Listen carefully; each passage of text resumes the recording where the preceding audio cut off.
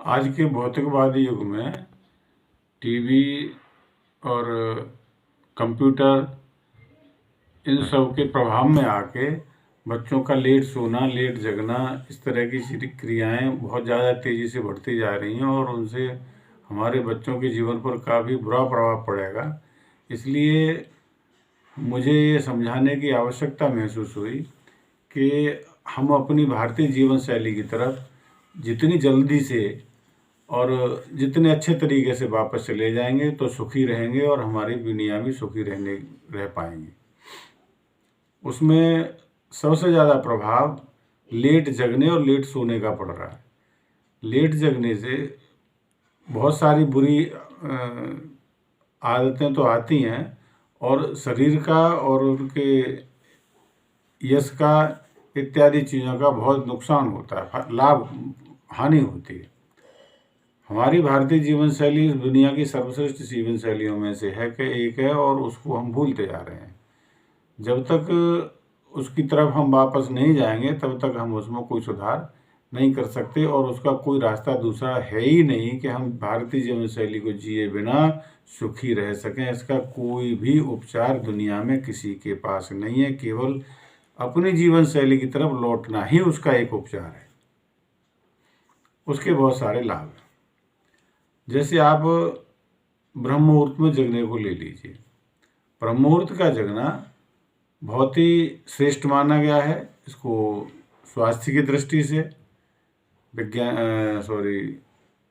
लाभ की दृष्टि से और कई सारी विशेषताएं उसमें हैं जो मैं धीरे धीरे बिंदुवार तरीके से मैं आपको समझाऊंगा। सबसे पहली बात, भोर यानी सुबह का काल या ब्रह्म मुहूर्त का काल किसको कहते हैं, जिसको हम गांव की भाषा में पौ फटना या पीली फटना भी कहते हैं। जब आभास हो जाए कि सूर्य इस दिशा से इधर से निकलने वाला है, उस समय से लेके और एक आध पौने घंटे का समय होता है, 45 मिनट 1 घंटे के लगभग समय होता है और सूर्य की पहली किरण तक।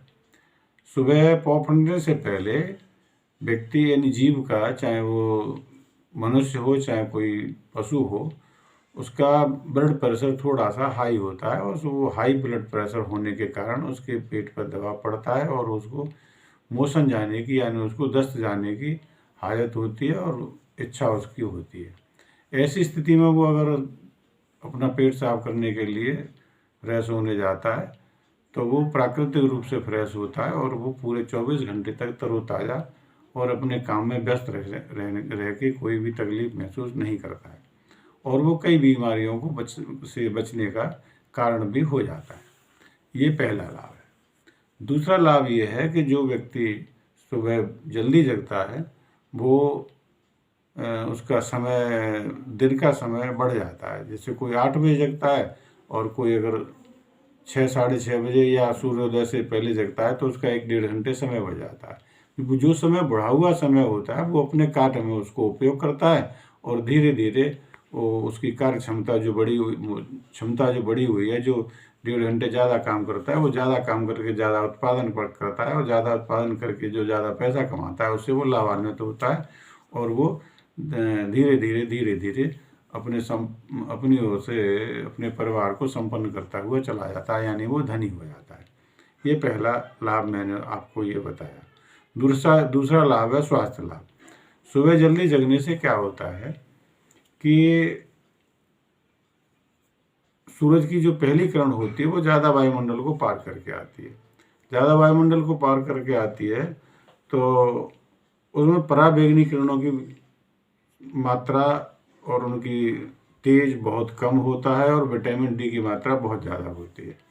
धूप सामने से आती है तो पैर के अंगूठे से लेकर और सिर की चोटी तक यानी माथे तक व्यक्ति को धूप लगती है और उस धूप में विटामिन डी की मात्रा बहुत ज़्यादा होती है।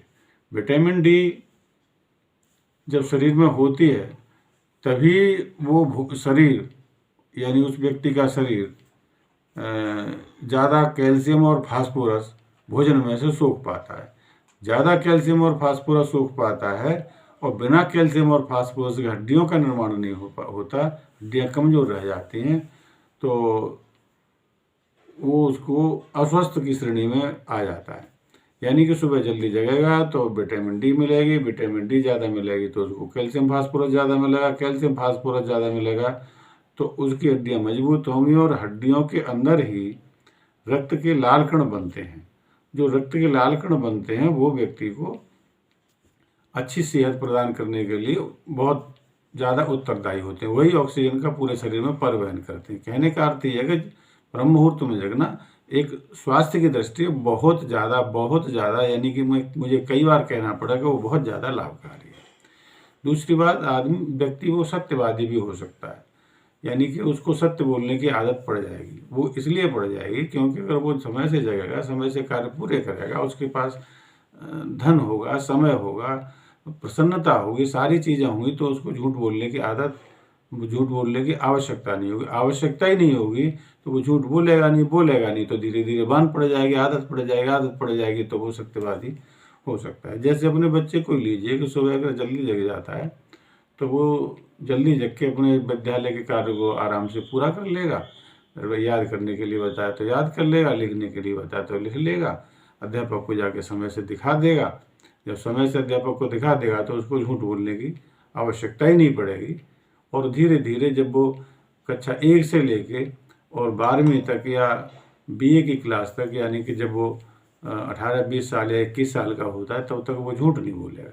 जब तक वो झूठ नहीं बोलेगा तो उसके बाद फिर उसको झूठ बोलने की हिम्मत नहीं पड़ेगी, यानी कि वो जीवन में हमेशा सत्यवादी रहने की उसकी आशा है। और मेरा ऐसा विश्वास है कि जो व्यक्ति या बच्चा 21 वर्ष तक झूठ नहीं बोलता है तो आगे उसकी झूठ बोलने की आदत खत्म हो जाती है और वो झूठ बोल नहीं सकता और झूठ पकड़ा जाएगा इस डर के कारण भी वो कभी जीवन में झूठ नहीं बोलता, यानी कि उसकी सत्यवादी होने की संभावना पूरी बढ़ जाती है। मैं तो ये मानता हूँ कि अगर ऐसा सोचा जाए तो 70-80% लोग बिल्कुल सत्यवादी हो जाएंगे। जो ब्रह्म मुहूर्त में जगते हैं वो सत्यवादी होने की संभावना उनकी बहुत ज़्यादा हो जाती है। ये सारी सुविधाओं विशेषताओं के साथ साथ और भी कुछ ऐसी चीज़ें हैं जो व्यक्ति के पास स्वास्थ्य है और सत्य है, धन है। और अगर जैसे मैंने अभी बताया कि बच्चा सुबह प्रारंभ से लेके और पूरी पढ़ाई तक अगर पूरा काम करके ले जाता है तो उसके पास ज्ञान भी होगा।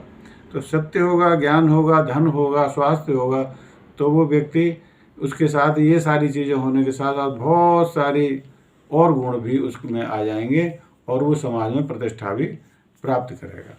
ये चीज़ें हमारे पास हैं, विदेशियों के पास या विदेशों में की जो दिनचर्या है या जीवन शैली है उनके पास नहीं है। लेट सोना, लेट जगना, ये सारी चीज़ें हमारे शरीर को ख़राब करती हैं।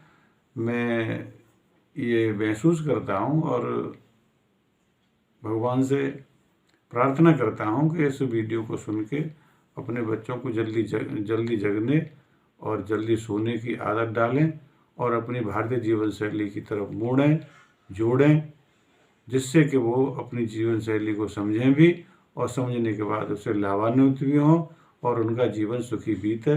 क्योंकि हर माता पिता, हर गुरु या हर बड़ा भाई,